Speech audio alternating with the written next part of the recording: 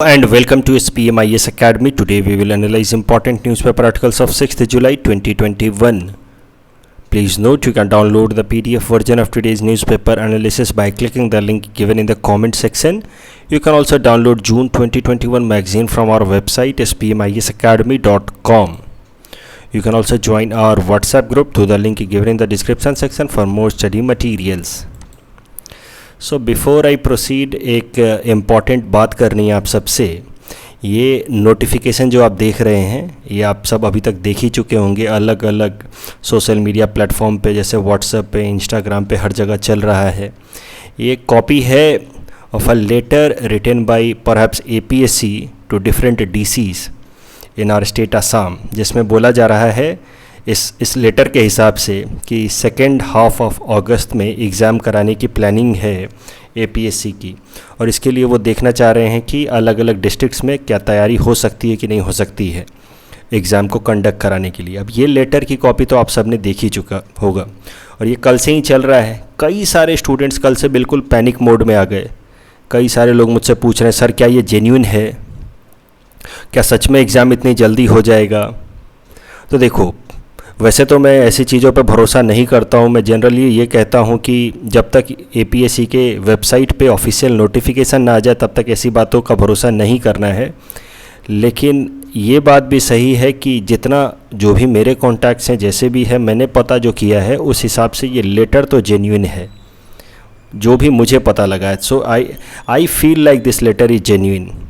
तो एग्ज़ाम शायद से APSC सेकेंड हाफ ऑफ अगस्त में प्रीलिम्स एग्ज़ाम कराने की प्लानिंग में है। तो लगभग 1.5 महीने का वक्त है, 1.5 से 2 महीने का वक्त है। इसमें भी आराम से तैयारी हो सकती है। आप में से कई सारे लोग कह रहे थे कि सर तैयारी तो हो चुकी है लेकिन एग्ज़ाम का डेट नहीं है, इसलिए मोटिवेशन नहीं है। तो अब आई होप आपको अच्छा खासा मोटिवेशन मिल रहा होगा। अब बिल्कुल लग जाइए अच्छे से तैयारी में, और सारी चीज़ें, चाहे वो आसाम स्पेसिफिक टॉपिक हो या करंट अफेयर्स हो, इतना सारा मैंने करंट अफेयर्स कराया, सब कुछ अच्छे से रिवाइज़ कीजिए, प्रैक्टिस कीजिए। आराम से प्रीलिम्स आप सबका क्लियर होगा। मेरे तरफ से best of luck to you all. एक और सवाल जो अक्सर पूछ रहे हैं स्टूडेंट्स व्हाट्सअप करके मुझसे कि सर कितने महीने का करंट अफेयर्स रिवाइज़ किया जाए। तो मुझे लगता है कि अगर 1.5 साल का करंट अफेयर्स आप रिवाइज़ कर लें, मतलब 18 महीने का, यानी कि जनवरी 2020 से लेकर के जून 2021 तक का रिवाइज़ कर लें।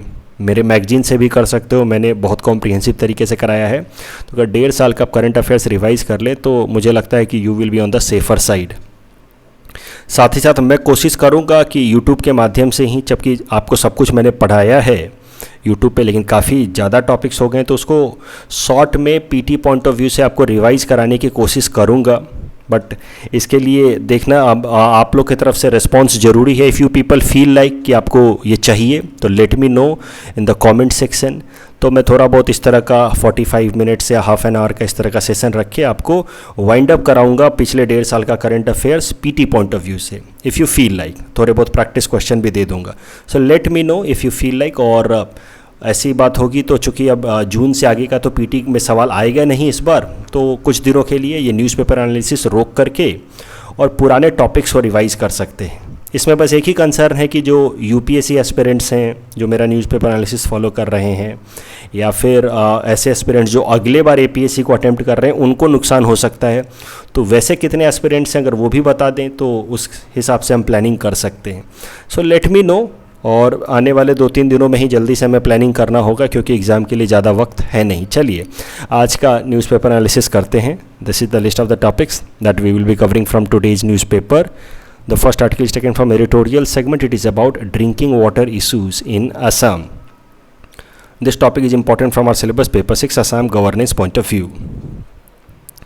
सो इस आर्टिकल में बताया गया है कि देखिए, वैसे तो गुवाहाटी को स्मार्ट सिटी की तरह डेवलप करने की प्लानिंग चल रही है, लेकिन गुवाहाटी के अंदर जो बेसिक एमिनिटीज़ हैं वो भी कई मामलों में काफ़ी ख़राब हैं। फॉर एग्जांपल ट्रांसपोर्टेशन की बात कर ली जाए, लॉजिस्टिक्स की बात कर ली जाए, या इवन ड्रिंकिंग वाटर सप्लाई की बात कर ली जाए, ओवरऑल घर में पाइप्ड वाटर सप्लाई की भी बात कर ली जाए, तो गुवाहाटी के अंदर जो प्रोपोर्शन है वो काफ़ी पुअर साइड में है। You see 70% of households in Guwahati do not have access to piped water supply. In fact overall अगर आसाम की बात की जाए तो आसाम सबसे नीचे है पूरे इंडिया भर में as far as piped drinking water supply is concern. खाली 10% ऐसे हाउस होल्ड्स हैं हमारे स्टेट में जहाँ पे पाइप ड्रिंकिंग वाटर सप्लाई मिलती है from municipality, and this places Assam at the bottom. In fact कई सारे इस तरह के ड्रिंकिंग वाटर प्रोजेक्ट स्टार्ट किए गए असम के अंदर। For example Jawaharlal Nehru urban renewable mission के अंतर्गत स्टार्ट किया गया, रिजुवेनेशन मिशन के अंतर्गत ये स्टार्ट किया गया एक mega water drinking supply scheme 2008 में। इसको 2011 तक कंप्लीट किया जाना था लेकिन ये अभी तक कंप्लीट नहीं हो पाया है। Japan industrial cooperation agreement Zika के अंतर्गत एक वाटर सप्लाई प्रोजेक्ट स्टार्ट किया गया था गुवाहाटी के लिए, और इसको कितनी बार डिले किया जा चुका है आज तक। इसको 2009 में स्टार्ट किया गया था, आज तक बहुत सारे इसके फेजेस कंप्लीट नहीं हुए। एक फेज इसका अब जा कर के पिछले साल 2020 अक्टूबर नवंबर में कंप्लीट हुआ था। तो मतलब कई सारे वाटर सप्लाई के प्रोजेक्ट्स हैं, सब के सब डिले किए जा रहे हैं अनड्यू तरीके से, इनऑर्डिनेट तरीके से। और एक तरफ आप देख रहे हैं कि हमारे शहर के बगल से इतना बड़ा रिवर गुजरता है और इसका इतना सारा पानी जो है वो पूरी तरह से जाकर के ओशन में मिल जाता है, उसका हम हार्नेस नहीं कर पा रहे हैं। तो क्या कारण है? तो इसके पीछे देखिए बस एक ही कारण निकल के आता है, एक तो लेथार्जिक गवर्नेंस अभी तक का, या फिर इस आर्टिकल में भी लिखा गया है कि कहीं ना कहीं कुछ ना कुछ करप्शन के इश्यूज़ हैं। ये जो वाटर माफिया है हमारे खासकर गुवाहाटी सिटी के अंदर, अब देखते होंगे इस तरह के वाटर टैंकर्स बहुत घूमते रहते हैं, इनको नाम दिया जा रहा है आजकल वाटर माफिया। आसाम ट्रिब्यून में इनसे रिलेटेड कई सारे आर्टिकल आ रहे हैं। ये लोग क्या करते हैं कि ये लोग अलग अलग जगहों पे बोरिंग कर देते हैं और बोरिंग का पानी निकाल करके अलग अलग हाउस होल्ड्स में, सोसाइटीज़ में सप्लाई करते हैं। ये वाटर माफिया जो है वो लॉबी करता है, प्रेशराइज कराता है अलग अलग तरीक़ों से, ताकि water supply project from the government side delay हो जाए। जब तक भारत सरकार की तरफ से वाटर सप्लाई नहीं आएगा तब तक लोग टैंकर का पानी खरीदते रहेंगे और तब तक इन लोगों का बिजनेस चलता रहेगा। So it is believed that there is a nexus between this tanker mafia and some municipality officers और सम पीपल इन गवर्नमेंट। तो इसको रिजॉल्व करने की ज़रूरत है, ऐसा इस आर्टिकल में लिखा गया है। सबसे बड़ा प्रॉब्लम क्या हो रहा है इस पुअर वो ड्रिंकिंग वाटर सप्लाई कंडीशन से? हेल्थ इशूज सबसे मेजर प्रॉब्लम निकल के आ रहे हैं। देखिए, एक तो मेजर प्रॉब्लम तो है ही कि जब ड्रिंकिंग वाटर सप्लाई नहीं हो रही है फ्रॉम म्यूनिसिपैलिटी, तो लोग जो हैं अपने अपने घरों में, अपनी अपनी सोसाइटी में बोरिंग कर रहे हैं और अनसस्टेनेबल तरीके से वाटर एक्सट्रैक्शन कर रहे हैं, that is leading to ground water depletion. This is a problem, this is an environmental problem, but one major problem is being faced in the form of health issues. Assam के अंदर पानी के अंदर arsenic content या fluoride content ज़्यादा है और लोग सीधा सीधा बोरिंग करके पानी निकाल रहे हैं और उसका इस्तेमाल कर रहे हैं। इस कारण से अनट्रीटेड वाटर इस्तेमाल करने के कारण उन डायरेक्टली ज़्यादा से ज़्यादा फ्लोराइड और ज़्यादा आर्सेनिक कंटेंट हम कंज्यूम कर रहे हैं, which is much beyond the permissible limit. और इस कारण से हमारे सेहत पे इम्पैक्ट पड़ रहा है। हमें फील नहीं होता, लेकिन धीरे धीरे हमारे बॉडी के अंदर आर्सेनिक कंटेंट और फ्लोराइड कंटेंट इकट्ठा होता जा रहा है, जो हमारी बॉडी के ऊपर नेगेटिव इम्पैक्ट दिखाएगा। और ये चीज़ें हमें महसूस नहीं हो रही हैं। We are directly using the boring water. अगर यही पानी म्यूनिसिपैलिटी से आता तो ट्रीटमेंट होकर के आता, आर्सेनिक कंटेंट और फ्लोराइड कंटेंट को कम करके भेजा जाता, so in that way it would have been more और बेटर यूजेबल। अभी देखिए आर्सेनिक से क्या होता है हमारे शहर में या हमारे पूरे स्टेट के अंदर, वाटर ग्राउंड वाटर में आर्सेनिक कंटेंट ज़्यादा है, उससे स्किन इस तरह से ख़राब होने लगते हैं, हमारा nervous system, neurological system damage होता है, किडनी डैमेज होता है। अगर फ्लोराइड की बात करें तो एक्सेसिव फ्लोराइड कंटेंट से प्रॉब्लम होती है फ्लोरोसिस। फ्लोरोसिस से कैसा होता है कि दांतों के ऊपर कैविटीज़ लगने लगती हैं, धीरे धीरे दांतों के ऊपर इस तरह से डेंट आने लगता है, आप देख सकते हैं, और ये दांतों का येलोइंग होने लगता है। उसके अलावा फ्लोरोसिस जो है हमारे खासकर छोटे बच्चों के स्केलेटन को भी ख़राब करता है, जो बोन टिश्यूज़ हैं उनको भी डिस्टर्ब करता है, डिस्ट्रॉय करता है, और इस कारण से इस तरह के डिफॉर्मिटीज़ देखी जा सकती हैं छोटे बच्चों के अंदर। अब अगर बात की जाए आर्सेनिक कंटेंट की, तो आर्सेनिक कंटेंट में आसाम के अंदर हालत बहुत ज़्यादा ख़राब है। You see there are few states that are in red zone as far as arsenic content is there, उसमें आसाम भी है, apart from West Bengal, Bihar, Uttar Pradesh and Karnataka. और हम आसाम के अंदर लगातार डायरेक्ट बोरिंग करके इस पानी का इस्तेमाल कर रहे हैं, चाहे वो नहाने के लिए हो या कपड़े धोने के लिए, अलग अलग हाउस होल्ड एक्टिविटीज़ के लिए। तो सोचिए डायरेक्टली हम आर्सेनिक कंज्यूम कर रहे हैं, डायरेक्टली और इनडायरेक्टली, तो इससे हमारी बॉडी के अंदर आर्सेनिक एक्यूमुलेशन बढ़ रहा है and we are inviting such challenges. उसके अलावा अगर फ्लोरोसिस की बात की जाए यानी कि फ्लोराइड कंटेंट की बात की जाए तो फ्लोराइड कंटेंट में रिलेटिवली असम बेहतर है। आप देख सकते हैं 3 जोन में फ्लोराइड कंटेंट को बांटा है ministry of drinking water and sanitation ने, red zone, yellow zone and green zone. तो असम येलो जोन में आता है, यानी कि यहाँ पे स्थिति बहुत ज़्यादा ख़राब नहीं है, कोई बहुत ज़्यादा अच्छी भी नहीं है। सिर्फ हिली एरियाज़ में फ्लोराइड कंटेंट कम है। आप देखिए चाहे जम्मू कश्मीर हो, हिमाचल प्रदेश हो या नॉर्थ ईस्टर्न स्टेट्स हो, यहाँ पे फ्लोराइड कंटेंट कम है। आसाम के अंदर भी फ्लोराइड कंटेंट मॉडरेट है, और अगर हम बहुत ज़्यादा इस्तेमाल करते हैं ग्राउंड वाटर का तो इसका हमारे हेल्थ के ऊपर इम्पैक्ट पड़ सकता है। अगर आर्सेनिक कंटेंट की बात की जाए, वैसे मैंने आपको पहले ही बता दिया कि आर्सेनिक कंटेंट हमारे यहाँ पे बहुत ज़्यादा है, और आर्सेनिक कंटेंट से क्या प्रॉब्लम होती है वो भी आपने देख लिया, न्यूरोलॉजिकल डैमेज, किडनी डैमेज या स्किन डैमेज। अगर आर्सेनिक कंटेंट की बात की जाए तो ये डाटा अगर आप देखेंगे again release by ministry of drinking water, तो आपको पता चलेगा कि परसेंटेज वाइज आसाम के अंदर पूरे इंडिया भर में अगर 2800 स्टेट की तुलना की जाए तो आसाम में सबसे ज़्यादा पॉपुलेशन जो है वो आर्सेनिक से इम्प्योर आर्सेनिक कंटेंट वाला वाटर कंज्यूम करता है। 65% पॉपुलेशन, परसेंटेज वाइज मैं बात कर रहा हूँ, एब्सोल्यूट सेंस में। अब जब एब्सोल्यूट सेंस में नहीं बात कर रहा हूँ, अब उत्तर प्रदेश की पॉपुलेशन ही है 20 करोड़, तो 20 करोड़ का बस 32% लोग जो हैं वो आर्सेनिक कंटेंट वाला पानी इस्तेमाल करते हैं, लेकिन फिर भी वो 32% घट के आ जाता है 7 करोड़ पॉपुलेशन पे। तो एब्सोल्यूट सेंस में उत्तर प्रदेश के अंदर तो 7 करोड़ लोग आर्सेनिक वाटर का इस्तेमाल करते हैं, आसाम के अंदर बस 2 करोड़ 12 लाख लोग आर्सेनिक वाटर का इस्तेमाल करते हैं। लेकिन out of 3 crore 2 crore 12 lakh people are using arsenic content water. That makes Assam at the top as far as percentage population of Assam that is having or consuming arsenic water. So percentage wise we are at the top as far as use of arsenic content water is there. Arsenic contaminated water is there. Please attempt this question based on this particular topic. The next article is taken from Science and Technology segment. It is about Hope spacecraft witnessing aurora. This topic is important from our syllabus paper for Science and Technology point of view.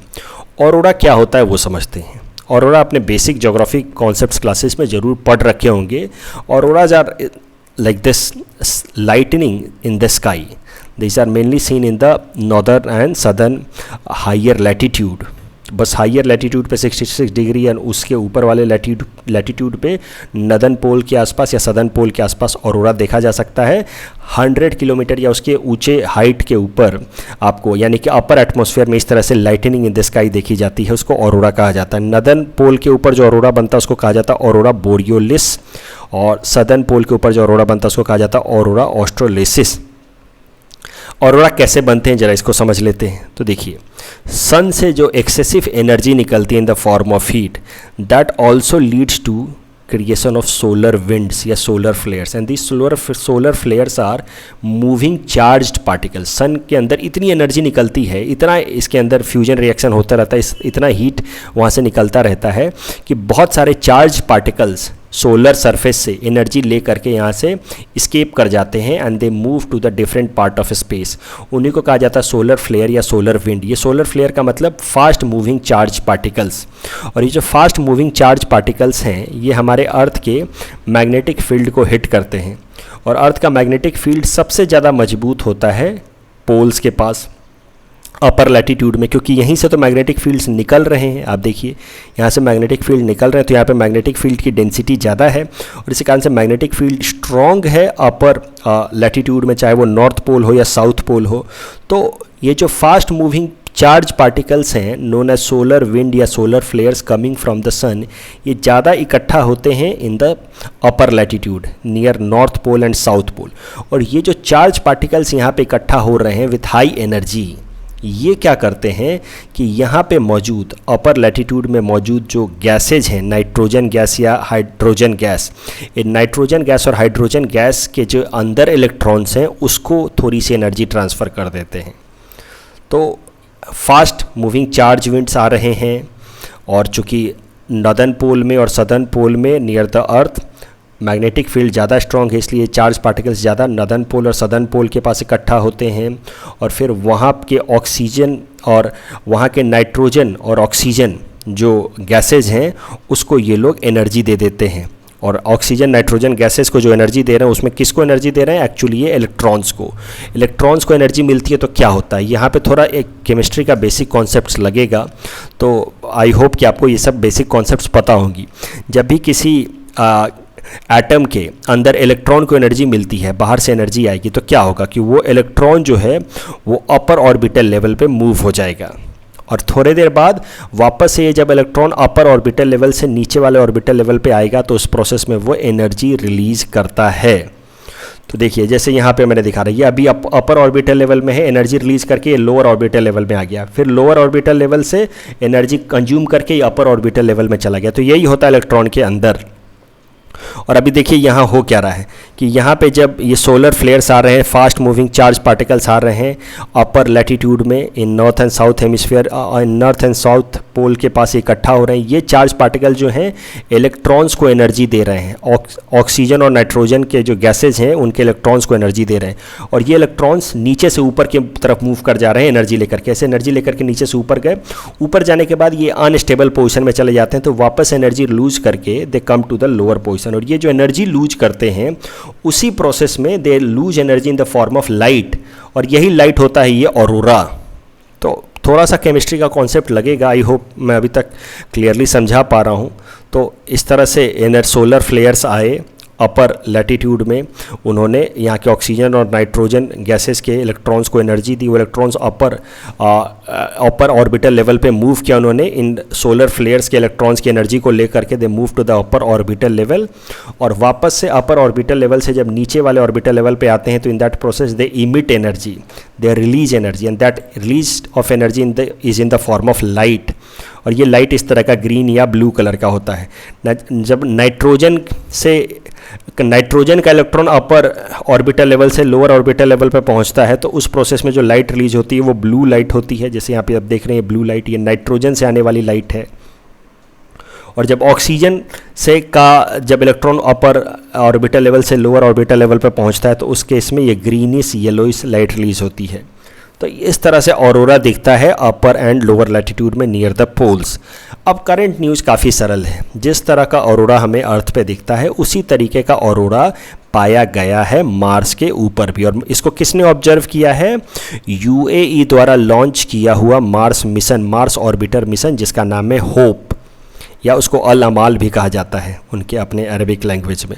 तो hope probe exam में आएगा, अल अमाल मत याद करो। तो UAE द्वारा जो रिलीज़ किया गया स्पेस क्राफ्ट है, पिछले साल जुलाई में भेजा गया था, इस साल फरवरी में वो मार्स ऑर्बिटर मिशन ये पहुंच गया था मार्स के ऑर्बिट में। और अब वहाँ पे उसने इमेजेस निकालने शुरू किए हैं मार्स एटमॉस्फेयर के, जिसमें उसने बताया है, उस इमेजेस की मदद से हमें पता चला है कि इस तरह के ऑरोराज वहाँ पे भी, जिस तरह के ऑरोराज अर्थ पे देखे जाते हैं उसी तरह के ऑरोराज मार्स में भी देखे जा रहे हैं। लेकिन ये ऑरोराज और अर्थ वाले ऑरोराज में थोड़ा अंतर है। अर्थ में ऑरोरा कैसा होता है?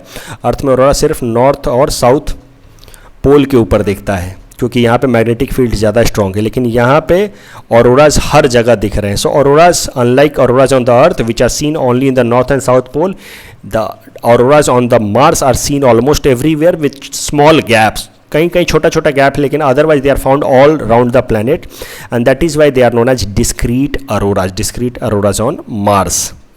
इस टॉपिक के बेसिस पे हमने आपको प्रैक्टिस क्वेश्चन दे रखा है। Please attempt this question and you can submit the answer in the comment section. The next article is taken from environment segment. It is about Harit Dhara feed supplements for cattle, and this topic is important from our syllabus paper for environment point of view. So सबसे पहले आपको इस article को समझने के लिए ये समझना है कि जो कैटल्स होते हैं हमारे, वो मीथेन गैस रिलीज करते हैं। और मीथेन गैस एक सीरियस ग्रीन हाउस गैस है, ये तो आपको पता है। उसकी पोटेंशियल जो है वो कार्बन डाइऑक्साइड से भी ज़्यादा है, उससे भी ज़्यादा खतरनाक ये ग्रीन हाउस गैस है। वो बात अलग है कि कार्बन डाइऑक्साइड ज़्यादा लंबे समय तक एटमॉस्फेयर में रहता है, मीथेन गैस उतने समय तक नहीं रहता। Otherwise methane gas is more potent.